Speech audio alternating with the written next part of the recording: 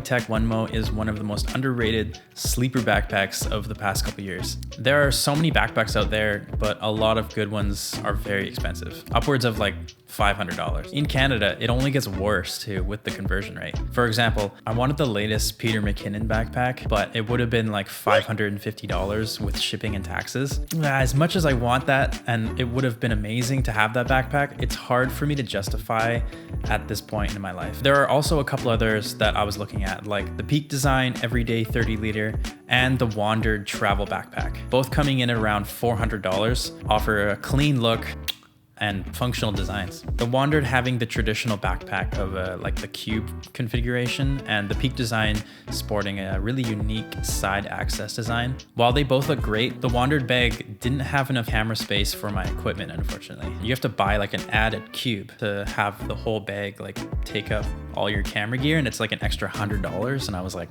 ugh. The Peak Design side access design wasn't really for my taste. Like, it was a little bit weird, and I've heard a lot of people saying that your gear kind of like bumps around when you're, you know, when you're walking, which I was a little bit concerned about. To be honest, I was really set on the Wandered because of the design, which I have to add is very shallow when you're considering it's a $400 backpack used to carry very expensive gear. So while I was in the store with the Wandered backpack in my hands, my wife went to the back and saw something different. I felt confident in my decision, but in my wife's infinite wisdom, she called me back there, and what we found was the PGYTech Onemo 25 liter backpack.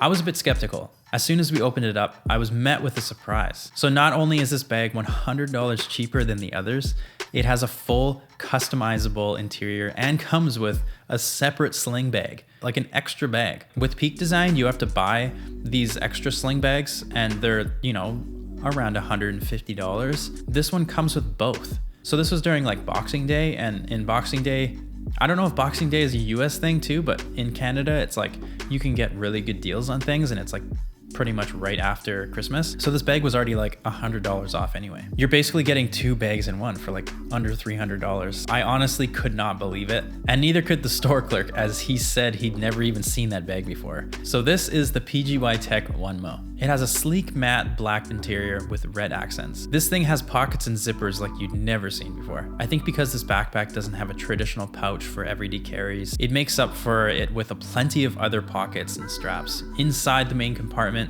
you'll find a beautiful emerald green. Wait, what? Emerald green? I've never seen this color on a bag. It was kind of weird. I was a little bit shocked when I opened it up. And to be honest, it looks like whoever designed the exterior was not the same person that designed the interior, you know what I mean? This beautiful emerald green interior comes with a plenty of space for all your gear if you're a photographer or like a mirrorless videographer, kind of like me. You probably can't fit a cinema rig into it, but maybe like a Blackmagic Pocket 6K or like a Komodo body, because they're a bit smaller. The dividers are very rigid and come with a strong enough Velcro that you don't have to worry about your equipment flopping around in your bag. And we've all been there.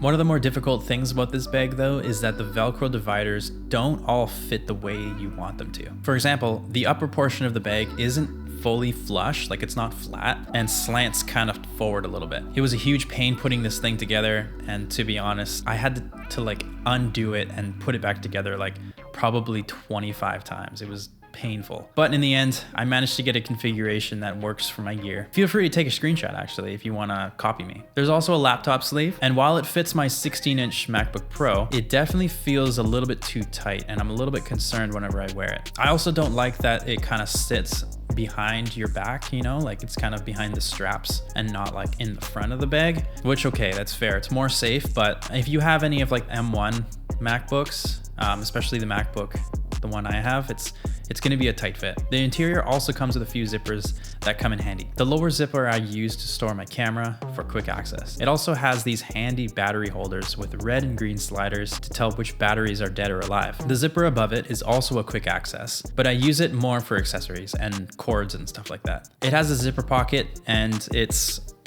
something safe. I can't remember what it's called.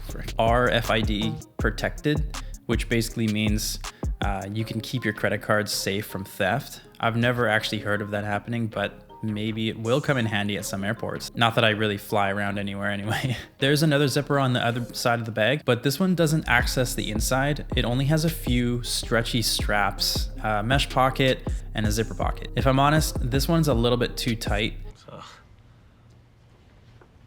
So you probably couldn't fit more than an SD card or a cable or two. Below is a water bottle holder. I can actually fit my Yeti water bottle pretty well inside. Keep in mind, if the bag is full, it will push against the whatever gear is on like the other side of the wall. You can also use this pouch to store a travel tripod using the added safety straps to lock it down. And there's plenty of little rings around this bag that you can use to hook these straps onto. It feels actually really snug, like it's not gonna fall off if you take your backpack off. So there's also these 4 rings on the top that you can use to hold down another travel tripod, a sweater, or like a blanket if you're traveling, if you're camping. You can do the same thing on the front of the bag with these loops. I don't know if I'd ever actually do that with gear, but maybe with like a jacket or something. On the bottom, there's a sleeve where you can put the rain cover. Even though this backpack is waterproof, the added rain cover gives you that extra assurance. I don't like to put anything on the bottom sleeve because it actually stands, and I want to keep it that way because it's nice. My old backpack couldn't stand, and it would always just fall over, and it was a huge pain. The front pocket doesn't have much to say for itself, unfortunately. It says you can hold a gimbal, but even with the extension, I still find it's poking pretty hard along the sides.